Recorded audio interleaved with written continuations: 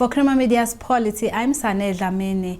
Afropolitan magazine editor Lerato Tshabalala joins me to discuss her latest book titled The Way I See It, The Musings of a Black Woman in the Rainbow Nation. Your book tries to capture all the complexity and contradictions in South African society. Why do you believe that such complexity is quintessentially South African? So, of course, there are things that are universal to all human beings, but because I'm a South African, I've never lived anywhere else. I'm a Sowetan and I love South Africa. So that's why I think they're uniquely us. I also think that just the way our country is built, if you think about it, because of apartheid and all these other things, we have such unique problems, like problems that nobody else would have. We have 11 official languages. So I think those are the things that make us who we are. I mean, people were saying to me, I know there are a lot of contradictions in the book. And I said, because I'm a contradiction myself. It's one of the things I tell you at the beginning of the book. And I think one of the reasons I say that, because my best friend always says to me, I'm consistent about being inconsistent. And I think as people, we're constantly changing our minds. We're constantly, first you start here, then you become something else. So for me, it's a wonderful thing to exist, particularly because I'm a Black South African, where we have to exist between these two worlds, the customary, traditional, cultural world of us as Abantu Abamnyama, and then there's the Western side of the world where, we're in the boardroom and, we have to present something, and you constantly have to shift between the two at any time, which causes a schizophrenia in your mind when you're Black, but it's also a wonderful thing. And my book says it's a wonderful thing. How did your life experiences lead you to write this book? So one of the things I say in the book is my grandparents, who were lovely and eccentric people, but they were also alcoholics, right? So when you're raised by alcoholics, you need to have a sense of humor, because it is crazy, child. It's crazy. But they were great people. They were individuals. They allowed us to think. So it was them, then it was my parents. My mother was an only child. So you can imagine, nothing is normal. I then grew up the first 12 years of my life in Meadowlands, Ozone 10. Then I leave there to go Ezola, which is known as the roughest neighborhood in Soweto. And that's a great place to learn to handle yourself. Ezola taught me how to handle myself. So I'm one of those people, you can't come at me sideways, because ubulogish is something that I tap into really quickly. You know what I mean? I don't have to find it. And it taught me a lot about just being grounded and being yourself. And I'm also the first of three. So my parents never cut me any slack. They were like, you must get on with it. You're the eldest. You must get it together. And you can't help but toughen up. I don't think I could have written this book without toughening up. And also through time, I've experienced, casual racism in South Africa, corporate racism in South Africa, places where when you're Black, there's a particular ceiling that you just can't seem to penetrate. And obviously there's rejection, that I've fallen in love and fallen out of love with people. I've been single for a very long time in my life, so I've had to find myself and travel by myself. So all these things have made me this strange creature, but I think there are many of us. I think there are many people like me. And who is the target readership? Is it only written specifically for Black women? Oh, yeah, that's first. The fact that you say that is lovely, because I'm a Black woman, and my sisters have held me up. My sisters they've read the book. They do screen grabs and tell other people about the book. That gratifies me, because it means that I am telling the story of other women like me, okay? My primary audience is Black. I could have written a book that the critics would have liked, but nobody would have read. And I wanted people to read this book, to engage with the book, to cringe, to laugh so loud that they have to stop reading and just clutch their stomachs.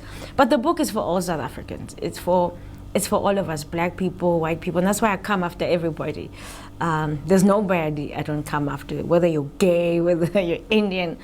And that's because I think we share this country. Nobody's going anywhere. We're all here to stay. We need to figure out how to do it together. We need to figure it out. And part of asking these questions and showing our stereotypes is to say, okay, so historically this is where we come from, but can we change it? Can you and I change it?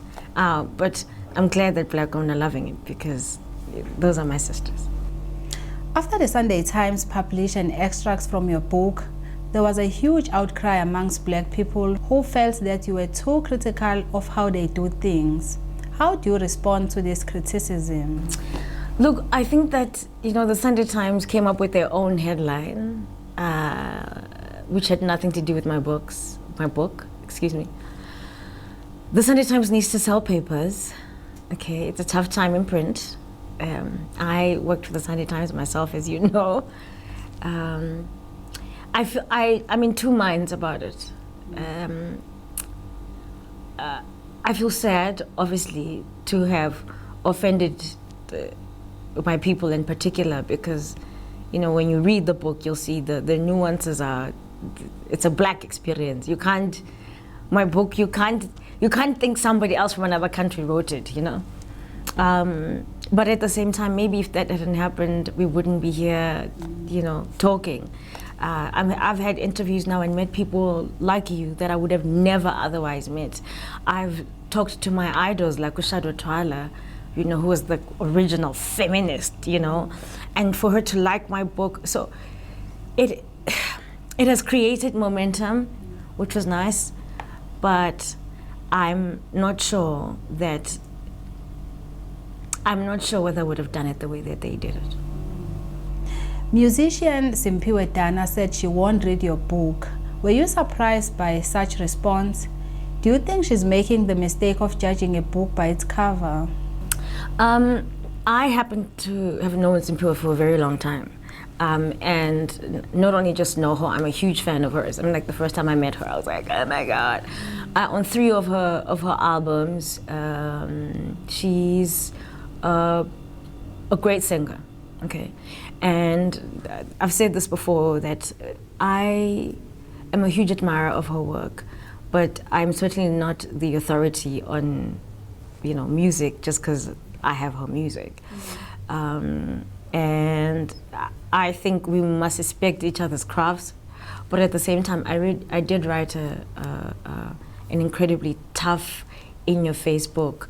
So I can't say anything about that, because she's talking about an extract, and I have a body of work, which is a book. So I think we're talking about two different things. She's talking about an 800-word extract, and I'm talking about a book. Either way, she's entitled to her opinion. We don't have to share it. And you also talk about, in your book, black membership. Can you explain what you meant by that? So there's a sort of inner circleness with us as black people. There are certain things that you can and cannot do, can and cannot say. And the moment you come out of those parameters, as it happened with me, my people will come fetch you, So it's sort of a secret membership of us. And I think black women in particular have that with each other. I've always worn my hair naturally since I was 19. But this year I decided to wear a weave for the first time, because I talk about beauty in a chapter in the book, black beauty in particular. And I go back to blackness because that is my experience, okay? And I wanted to wear it. I wanted to wear a weave so I could understand and also see how the world reacted around me. So at my book launch, people said to me, how did people react? I said, more guys said hi to me. More guys said hello when I had a weave. So all of y'all out there criticizing black women for wearing weaves, who's looking at us, So I'm glad that in some way the membership does allow you to check yourself, but also the membership is a good thing. We need to support each other. We need We need to support each other. And even after the controversy with the book, a lot of people are supporting it because it is about how do we get better. I mean, I don't have the answers, but I'm hoping through talking to you and other people watching this on Polity, forwarding it to other people, that we get to start having a discussion. You mentioned that you prefer to hire white guys with blue eyes than black guys because the majority of black guys are chancers and they don't give a damn about customer service. Is this because of your past experiences or is it just your preference? You know, Sane, I must say something to you. So, one of the reasons I'm indifferent about the Sunday Times is because they could have chosen any extract. And so now what I've done is spent a month talking about one chapter. Like, no, I haven't talked about beauty, I haven't talked about transformation and the fact that black people have assimilated in this country. We have not addressed any of the serious points like economic equality. We have just been stuck on this. I'm gonna answer you, but I want to say, let's also look at everything else I talk about, because chapter 9 has become for me. But yes, it's from past experience. The thing that was missing from that extract was to say my contribution to black service providers kind of not being paid what they do. I saw somebody on Twitter saying, they tagged me and they said, you know, I gave this client this quote and they came back to me and they said they wanted to be $5,000 less. And for a long time, I was one of those people, you know, one of those people who, because I was broke, you know, it's also an economic thing when we're black. You really want to help your family and want to help yourself, but you don't have the money. And so you trust the guy who says they'll do the paving, they'll do the pool, they'll paint. And there's nobody who can do all of that. It's not possible, you know? And so what I did is that I thought, you know what? I want to support black people, but I don't want to. People have these terrible ideas about affirmative action that is all about, oh, you know, black people who don't, about daiki, who don't deserve to be there. And I didn't want to reinforce it by getting people just because they're black. My first thing is to get a black service provider. If I can't get a black service provider, then I'll get somebody white. But I needed to say, I want you to ante up as a black service provider, be on time, whether you're doing my nails or not. Ungacimi my phone when I'm not looking for you and you're not around. You know, say if you're going to be late, because that means you take your job seriously. And I must also pay for your service if you're good. I mustn't negotiate you down when you're saying it's 500 Rand or 2,000 Rand. And now, you know, I challenged myself 2 years ago. And I was like, every month you need to give money to somebody black. Every month, okay? To a business that is black. So, you know, I do my nails at Spa 88, I do my hair at Urban Zulu. I wear Rubicon, which is by a great designer, a black woman, Hangwani. So I go to eat at Jameli, which is owned by a black man. So I then had to make a concerted effort. And throughout this time, I'm like, okay, guys, I hear you coming at me, but who are you spending your money on who is black every single month? Who's your lawyer? My gynecologist is a black woman. Who's your lawyer? Who's your accountant? And it's been silent. Apart from maybe 2 people, nobody. And I'm asking this across the board. I'm asking this of white people and black people. The only way we can, the country's biggest problem is that, and let's not lie about this, the crime will not get better until we address the fact that black people have no economic power, let alone equality, okay? How do you do that? You do that by making sure that you don't say 37% is a permissible pass rate, because then you might as well call it Bantu education, okay? Because on the other side, they're teaching excellence, and on the other side is 37%.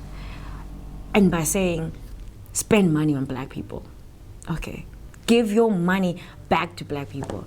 Until we do that, and until we actually do that, forget about it, like forget about it. That's what needs to happen. That for me, that's why Black business excellence is so important to me, and I'm hoping at some point to partner up with a corporate to have an app where we can have the best Black service providers, like a trip advisor for Black business, and the people you can co-sign, from architects to builders. That's my ultimate dream. Finally, can you tell us who exactly Lerato Tshabalala is, and why are you proud of the book that you have written? Jeez, what a complicated question. I'm a writer, so I'm long-winded. You see, I mean, I start here and then I get around. I am a 36-year-old sister, best friend. I've had the same best friend since I was 11 years old. I'm somebody's daughter. My mom is incredibly proud of the book. She's a very strong Zulu woman. She has no time for rubbish.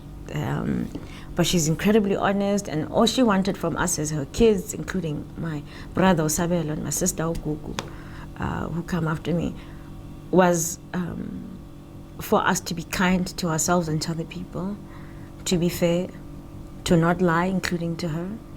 She would tell us, if you were doing something wrong, she'd say to you, tell me. I don't want to hear it from outside. When we became adults in our 20s, she would say, you can drink in the house, because I don't want people coming and telling me that my kids are getting drunk. I want to see. My mom is always about honesty. Always, she lays it out there. So when you're raised by somebody who's that honest, you cannot help but be honest with yourself. And I'm constantly trying to find my place of truth inside of myself. I think when you're honest with yourself, you can understand the way God is trying to work through you. And this book was God trying to work through me with the book. I wrote it right after my father and my mentor had died. So I was grieving, and I had no sense of humor. And so what God does is that he forces you to have a sense of humor when you don't want to have one.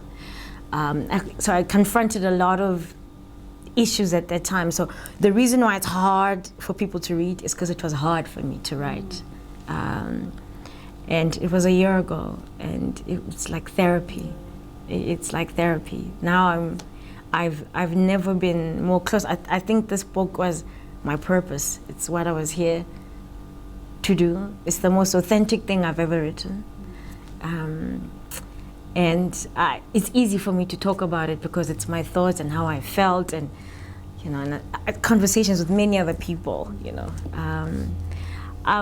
I'm proud of the book because, one, I did it. It's hard writing a book. It's hard writing a book. I'm just proud of the fact that I did it, and now part of South Africa's history will have my name on it. And I started writing because I read Anne Frank's diary when she was talking about the Holocaust. And imagine, she was writing it for herself. And me, this black girl, the tip of Africa, read it and realized how important it is to tell your story. A lot of the times as black people, other people are telling our stories, whether it's the magazines that we read or the soapies that we watch. We don't tell our own stories. And it's nice that I now get to tell the stories of black women as a black woman. So I'm proud of it in that way, and I'm proud that I've made people laugh.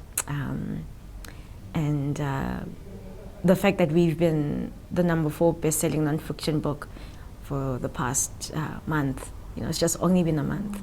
So I'm hoping, December, I've seen people take pictures on holiday in Mauritius with their books, people with their dogs in bed reading the book. I mean, people's houses, people's offices. People are carrying me in their bags. That's like the best thing when you're a writer, because that's people saying yes, and I'm nothing without people buying the book. I'm moved, and I'm grateful that God forced me to be brave, because had I not been forced to be brave, I wouldn't have done this. And yeah, so that's who I am, and that's why this book means a lot to me, because it's for me and everybody else who lives here. All I want is for black people to be treated equally and to participate economically in this country, not to have the financial control of the country be controlled by 8.9% of the population. We need to distribute it to everybody else, you know, particularly the 87%. We need to go back and talk about excellence and why it's important to be great. Because I come from a working class background, as you can tell. I'm from a Lokshin. The only reason why I'm here could write is because of education. And when we say our kids shouldn't get the best education, it's oppression. It's oppression. People can't leave these cages that were built for us, the townships. And if anything, I want transformation. Because what has happened in this country is that black people have assimilated. We've moved over to the other side. And now we need the other side to move over. We need to say, why aren't you learning an African language? Why? Why are you learning Mandarin when you could learn isiZulu, isiXhosa, or isiTsonga? You know, why? You know, that's what we need. And if I can start that conversation, I have done my life's work. That was Afropolitan magazine editor Lerato Tshabalala speaking to Crema Media's Polity about her latest book titled The Way I See It, The Musings of a Black Woman in the Rainbow Nation.